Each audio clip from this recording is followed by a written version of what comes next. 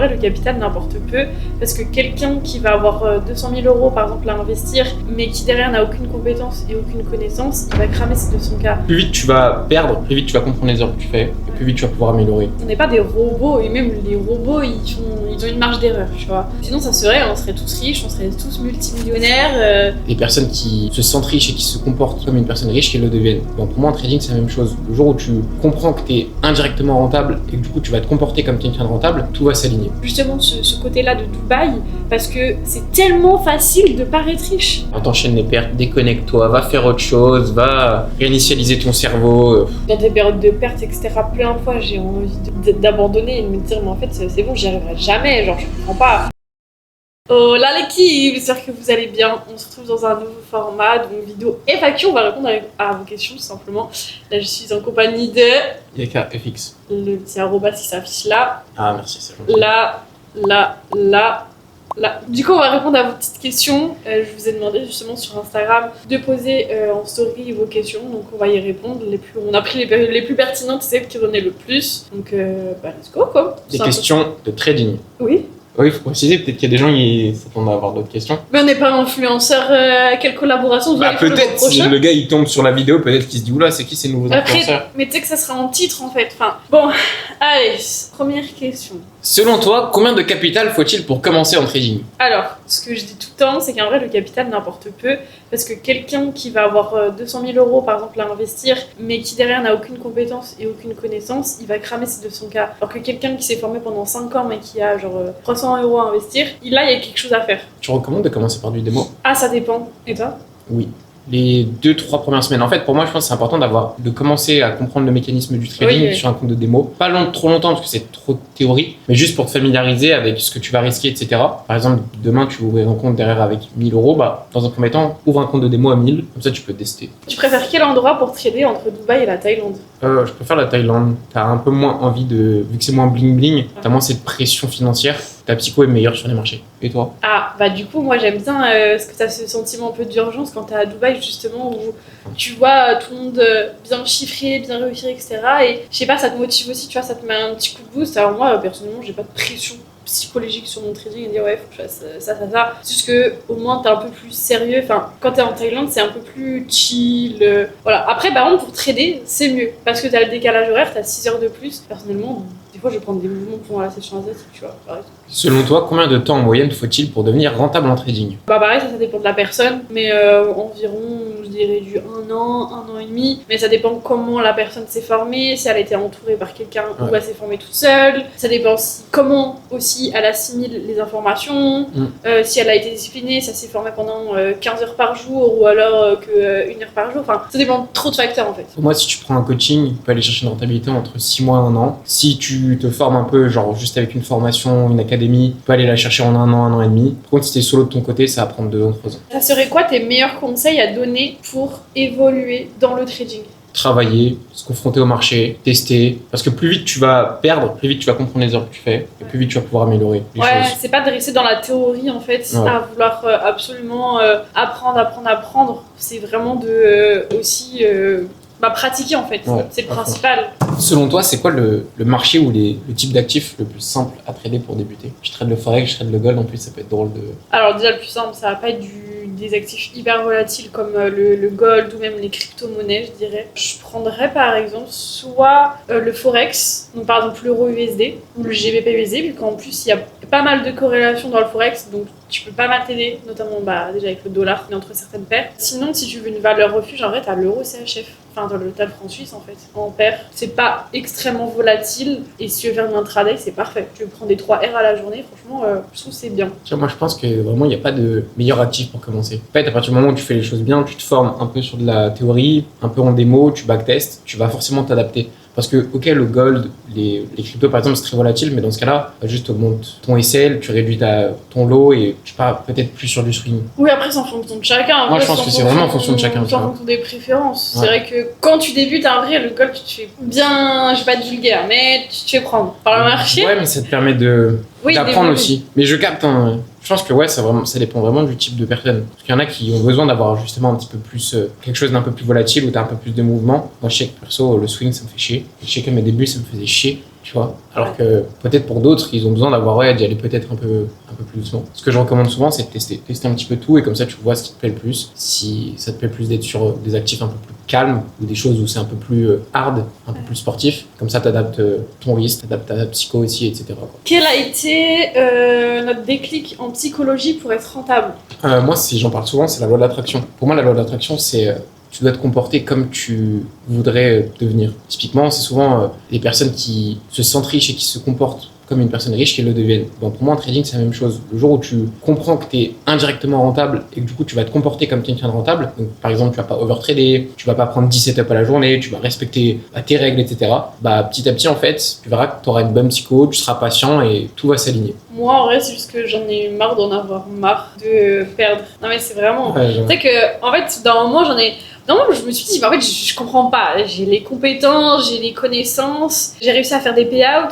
Et tu sais, t'as ce truc où t'as réussi à sortir des gros payouts et tu te dis, au bout d'un moment, c'est chiant, maintenant, j'y arrive plus, tu vois. Et en fait, c'est juste que t'en as marre, au bout d'un moment, en fait, de perdre, etc. Et tu te dis, mais t'as besoin... Tu sais, tu bouges, en fait. Et c'est là où j'ai vraiment instauré un vrai plan de trading, où j'ai vraiment noté des tableaux au-dessus de mon truc, et de mon bureau. Pourquoi avant, justement, t'avais ce truc où t'arrivais pas à avoir de la régularité? En vrai, c'est... Je sais pas, je pense que c'est un tout, tu vois, parce que t'as envie de toujours plus, justement, une fois que t'as la part du gain, une fois que t'as fait des gains, justement, tu veux te faire le double, tu vois, c'est toujours plus. Enfin, un exemple tout bête, hein.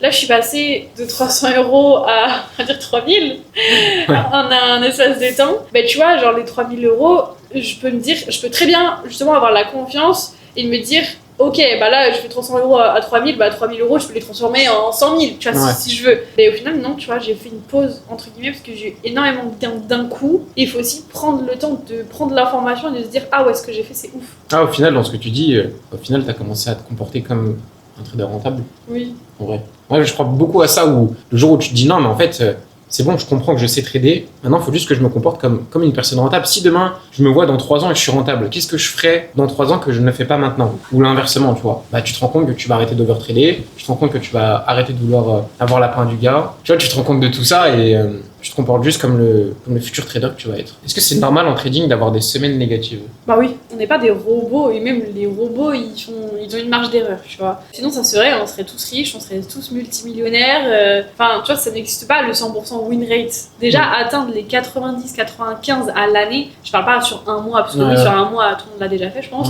Mais à l'année, enfin, moi, je connais personne qui, à l'année, a 95% de win rate. Au minimum, en trading, il faut regarder au trimestre. Au minimum. Il faut vraiment dézoomer. Il y a trop de gens parfois qui s'acharnent à regarder à la journée, à la semaine, qui se pourrissent le cerveau parce que c'est normal, le trading, ça reste des probabilités. C'est aussi des cycles, tu as aussi certains cycles dans l'année où tu vas plus ou moins être en adéquation avec ce que tu vois sur les marchés. Parfois, tu auras du mal à avoir la bonne interprétation. Et si tu dézoomes pas, tu te pourris et tu t'auto-sabotes pour moi. Faut pas se dire que, en fait, c'est comme le marché, c'est fractal en vrai de vrai. C'est pas parce que en une semaine ça a été négatif que sur le mois c'est pas, c'est positif sur le mois, tu vois. C'est fractal, tout est fractal. Tu peux très bien avoir 3 semaines de merde où t'as pris un trade par semaine, t'es en négatif. À la fin du mois, avoir une semaine où t'as 4 trades, t'as que des bons R. En une semaine, tu fais un meilleur mois que le mois précédent alors que t'avais 3 semaines au début qui étaient éclatées. Bah en janvier, personnellement, c'est ce qui m'est arrivé. Genre les 3 premières semaines, les 3 semaines de janvier, c'était pourri. Je me suis pris BE, SL, etc. Et à la fin, la dernière semaine, c'est là où il y a eu tout le gros retracement là sur le gold. J'ai fait au plus haut, j'ai laissé en swing. J'ai refait tout mon mois. Ouais, j'ai fait la même chose au final. Quasiment pas tradé début janvier. Et c'est vrai que la semaine dernière, il n'y avait pas de. Enfin, toi, t'étais sur les gros setups. Moi, j'étais pas sur les gros setups. J'étais que sur les petits setups scalping, mais full opportunité. Oui, il y avait du. Je viens d'être funded. Comment garder le même mindset? C'est vrai que c'est intéressant ça parce que justement, on a tendance à, quand on est funded, à vouloir. Enfin, on a de l'overconfidence. Imaginons que tu dois faire 15%, parce qu'en CFD, tu dois faire 15% phase 1, phase 2, etc. En moyenne. Tu fais 15% comme ça, tu te dis, ah bah c'est nickel, j'ai réussi à faire 15%, je sais pas, en un mois par exemple, bah je vais faire 15% sur le mois, sur mon funded. Tu vois, du coup, tu prends cette confiance-là et du coup, t'as tendance souvent à overtrader. Et pour moi, c'est hyper important justement de garder ce truc. En fait, c'est psychologique et il faut que tu te punisses toi-même. Ouais. En vrai. Important d'avoir un plan avec des règles que tu dois respecter. Tu as tes règles en challenge, tu as tes règles une fois que tu es financé. Et de pas commencer à sortir des règles que tu te fixes, parce que le jour où tu sors des règles que tu te fixes, c'est là où tu fais des erreurs. Il n'y a pas vraiment de mindset à garder, c'est juste des nouvelles règles où tu adaptes tes règles et tu les respectes. Et si ta stratégie est bonne et que tu respectes tes règles, il n'y a pas de raison que ça échoue, quoi. Ouais. Faut-il trader obligatoirement tous les jours? Oh non, pareil, ça te bousille le cerveau. Alors déjà, ceux qui vont trader les cryptos, ils vont trader, etc. Ils vont trader 7 jours sur 7. Moi, je sais que déjà le week-end, je suis vraiment une pause pour le coup. Enfin, vraiment, je ne trade pas du tout. Et après, sinon, en semaine, tu vois, par exemple, le lundi, je sais que je vais éviter de trader parce que c'est moins propice, surtout quand il n'y a pas de news, écho, etc. Il n'y a pas trop de mouvements. Tu te bousilles juste le cerveau à essayer de chercher des mouvements alors qu'il n'y en a pas. Le vendredi, pareil, tu vois, quand il n'y a pas de news, le vendredi, pareil. Ça sert à rien de trader parce que de la semaine, tu as fait tes profits. Ça sert à rien quoi de vouloir gâcher et autant clôturer ta semaine et voilà, c'est bon. Donc non, en vrai, ne pas trader tous les jours. Il y a une phrase qu'on dit souvent, c'est ne pas trader, c'est trader. Donc en vrai, quand t'as pas de setup, quand t'as pas tes confirmations, pourquoi vouloir trader pour trader? Ton but, c'est d'attendre les opportunités, c'est pas d'aller les chercher. Étudiant avec un petit capital et sans connaissance, comment se lancer au mieux? Bouffe du YouTube. Maintenant, t'as tellement de content sur YouTube. Il y a des mecs qui sortent des vidéos de formation super longues. Non, en vrai, commencer par vraiment par la base des bases, c'est-à-dire apprendre la base des marchés sur YouTube, commencer à backtester un petit peu de son côté. Et j'ai envie de te dire, en parallèle, travaille, fais de l'argent pour pouvoir investir sur toi-même, investir dans un coaching, investir dans une académie. Comme ça, tu vas accélérer le process, tu vas gagner du temps. Pas juste se dire, oh, j'ai pas beaucoup d'argent, c'est compliqué. Non, si tu veux les choses, si tu veux avoir des grands résultats dans ta vie, travaille. Oui, tu seras fatigué. Oui, c'est dur au début. Qu'est-ce que tu veux? Tu vas te plaindre? Non, travaille juste et voilà quoi. Ouais, au bout d'un moment, avec un petit capital, en vrai, dans tous les cas, si tu as un petit capital et que tu es étudiant, je parle en connaissance de cause parce que moi-même j'ai été étudiante et j'ai investi directement sans avoir de connaissances et au final j'avais investi 500 €, les 500 € je les ai perdus. Donc si t'es vraiment en galère, sachant que moi j'avais pas de taf, etc., j'avais vraiment de l'argent de côté, oui j'en avais parce que j'avais travaillé avant et que j'étais pas du tout dépensière, mais sinon je travaillais pas du tout à côté, j'avais pas de bourse, j'avais un loyer à payer, etc. C'est vrai que ça m'a mis dans la galère, mais je sais que j'avais une assurance de mes parents, etc., mais j'avais pas envie de leur prendre de l'argent, mais quand même. Faut pas investir pour investir, etc. Donc, juste d'abord investis sur toi, va te former et après, une fois que tu as les compétences et les connaissances, déjà en attendant que tu te formes, tu peux très bien justement économiser cet argent et une fois que tu as les fonds nécessaires, là tu pourras, avec les compétences et les connaissances, avant toi, le capital, comme je l'ai dit avant, ça n'importe peu. C'est vraiment les compétences qui vont changer la game. Qui vont prendre le dessus. Combien de trades par semaine tu vas prendre? Ça dépend de fou. En moyenne? Je sais pas, je dirais... De vrais trades, on va dire. Je dirais 3 à 4. Ouais. Parce que, tu sais qu'il y a des fois où je vais pas trader... même moi. Je vais vraiment pas trader pour le coup et c'est vraiment pas des mensonges, tu vois. À l'époque, quand justement j'avais mon groupe de copies, des fois j'envoyais que 2 trades à la semaine. Ouais. Et ok, c'était des gros moves, du coup, ça pouvait être du 5, 10 R, etc. Donc ça peut refaire tout le mois, tu vois. Mais j'envoyais pas beaucoup de trades, j'envoyais pas beaucoup de setup. Parce qu'en même temps, c'est le Forex. Le Forex aussi, c'est différent. T'as un move dans la semaine, tu vois. C'est pas tous les jours comme sur le gold ou sur les indices, tu vas sur la session US, t'as ton move, non. Donc, et toi? Ouais, pareil. Si on parle vraiment hors scalping et vraiment gros setup, mais des gros setups intraday, et encore, c'est du 2 à 4 trades par semaine, mais encore, je suis gentil. Après, en scalp, normalement, tu fais plus, quoi. Non, j'ai dit hors contexte scalp. Oui, sur le scalp, sur le NAS, tous les jours, t'as du... Oui, tu peux passer 33 trades par jour, même. Bah oui. Oui, non, mais ça, c'est pas... Mais c'est différent, je dissocie vraiment les deux, parce que le scalping, c'est vraiment plus adapté quand t'as un minimum confirmé en trading, tu vois. Le max drawdown connu en backtest et combien d'années backtesté? Est-ce que t'as déjà backtesté, même, toi? Oui, mais j'ai pas poussé le truc aussi loin. Moi, le max drawdown que j'ai connu, je crois que c'était du 10%. Et après combien d'années je crois que je m'étais arrêtée à 2 ans. Sur du backtest? Ouais. Tu parles de backtest à stratégie, genre mode replay sur TradingView? Sur FX Replay, personnellement. Je suis pas trop fan de backtest comme ça. Ce backtest-là, je le fais plus pour habituer mon œil, mais le vrai backtest que je fais, je le fais plus en conditions réelles, jour après jour à l'époque. Je faisais conditions réelles, je venais sur le marché, moi, au lieu de trader avec mon vrai compte, et pour le coup, le drawdown max, c'était cramer des comptes au début en démo, lot de 5, let's go, là, tu te dis, bon, ok, faut que je capte que c'est pas comme ça. Souvent, il y a beaucoup de gens qui se demandent s'il faut backtester justement que en mode replay, ou si tu dois backtester au jour le jour. Il n'y a pas de bonne solution. Pour moi, il faut vraiment faire les deux. En vrai, c'est choquant. Parce que le problème du mode replay, c'est que t'as pas le contexte. Si t'as les news écho en bas. Sur FX Replay, personnellement, je sais que j'ai... T'as les news, mais t'as pas le contexte global du marché, par exemple les conflits guerriers, ce genre de choses, qui vont vraiment venir impacter. Par exemple, imagine tu fais du backtest sur le gold. Si t'es incapable de comprendre le contexte et l'incertitude qu'il y a eu, par exemple, sur le mois de janvier, tu vas pas comprendre les setups. Tu vas juste voir que ça monte et d'un coup ça corrige. Tu vas te dire what the fuck. Donc je pense que c'est bien de faire un peu de replay et de continuer à en faire faut surtout habituer ton œil et voir un petit peu les setups, mais quand tu es en démo, faire du backtest réel jour après jour, il n'y a rien de mieux parce que tu comprends vraiment le contexte et tu vois les erreurs que tu fais au quotidien. Comment arrêter de faire de l'overtrading, de surtrader, etc. Bah pareil, ça c'est quand tu auras ton déclic en vrai. C'est ce qu'on disait tout à l'heure. À partir du moment où tu appliques ton plan de trading à la lettre, en fait, c'est simple. En vrai de vrai, le trading ou autre, dans la matière, c'est facile, entre guillemets, parce que tu as juste à suivre un plan. Dans le sens où, derrière, tu as plein de facteurs, tu as la compréhension du marché, bref, tu as tous les conflits, tu as la géopolitique, tu as tout ça. Mais je veux dire, dans le sens où tu as ton plan de trading et normalement, tu as juste à effectuer ton plan et à être sérieux. C'est-à-dire que, imaginons, tu as fait 2 pertes dans la journée, tu te dis, ok, stop. Tu vois, tu suis ton truc. Et normalement, c'est simple, tu vois, c'est simple de suivre. C'est juste, derrière, tu as la psychologie qui rentre en jeu. Donc forcément, c'est plus compliqué. Mais pour moi, c'est avoir ce déclic-là, tu vois. Tu peux pas... Sinon, tant que t'as pas le déclic... Je pense que tu as le déclic et vraiment l'importance de se fixer aussi des règles. De base, ça part de là, tu vois. Il faut se punir, tu vois. Ouais, en vrai, s'il y a un truc que tu détestes faire, tu te dis que si tu respectes pas, tu le fais. Et engage-toi auprès des gens. Ça marche bien. Tu sais, si tu dis aux gens, parce que si t'es solo dans ton coin, bon, c'est facile de mentir à toi-même. Mais je sais pas, demain, tu dis à ton meilleur pote, ouais, si je fais cette erreur, je te dois un resto, 1 fois, 2 fois, 3 fois, 4 fois, au bout d'un moment, ça te fait chier d'aller tout le temps au resto et de payer, tu vois. Après, si tu vas le dire si tu fais une erreur.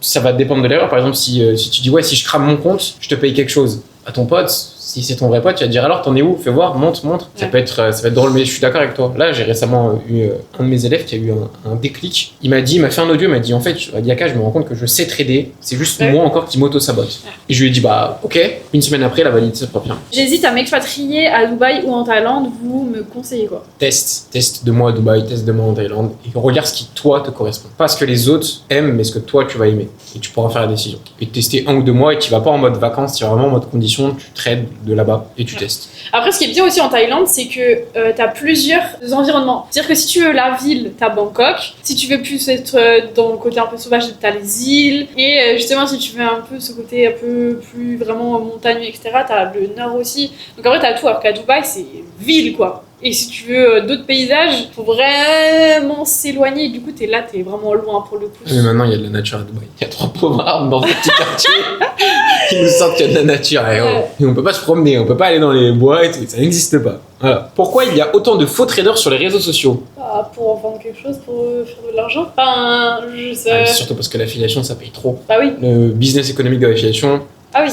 Est un business économique juste incroyable en vrai. T'as du flux tout le temps. Ouais. Du coup, je parle en connaissance de cause. J'ai fait de l'affiliation pendant 2 ans. J'avais un groupe de copy trading, etc. Et en fait, t'as du flux constant parce que les gens ils disent mais comment je comprends pas les scammers, comment ils arrivent encore à faire de l'argent alors qu'en fait sur les réseaux, enfin ouais mais les gens ils ont 18 ans tous les jours. Donc en fait tous les jours t'as tes gens en fait. Enfin, c'est trop facile tu vois. Ouais mais c'est surtout aussi parce que c'est pas trop ça la question de base mais surtout aussi les gens sont bêtes. Ah oui.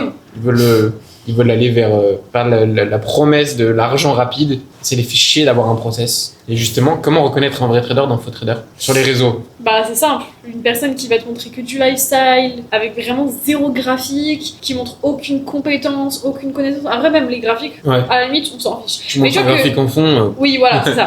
Mais que la personne te montre vraiment t'éduque, on va dire ça comme ça, là ok, tu vois. Mais si quelqu'un montre rien de tout ça, bah tu te dis bah au bout d'un moment faut être neuneux, tu vois. Mais la plupart, vous êtes bêtes, je suis désolée, vous êtes débiles quand vous voyez juste une voiture, alors que c'est une loc en plus, et que si vous saviez tout ce que à Dubaï c'est tellement pas cher, le truc c'est qu'à Dubaï le luxe est accessible à tout le monde. C'est-à-dire qu'une voiture de loc, tu peux l'avoir pour 100 à 200 balles la journée, ce qui n'est pas cher en France, tu l'as avec la caution et tout, laisse tomber, tu vois, c'est hyper cher.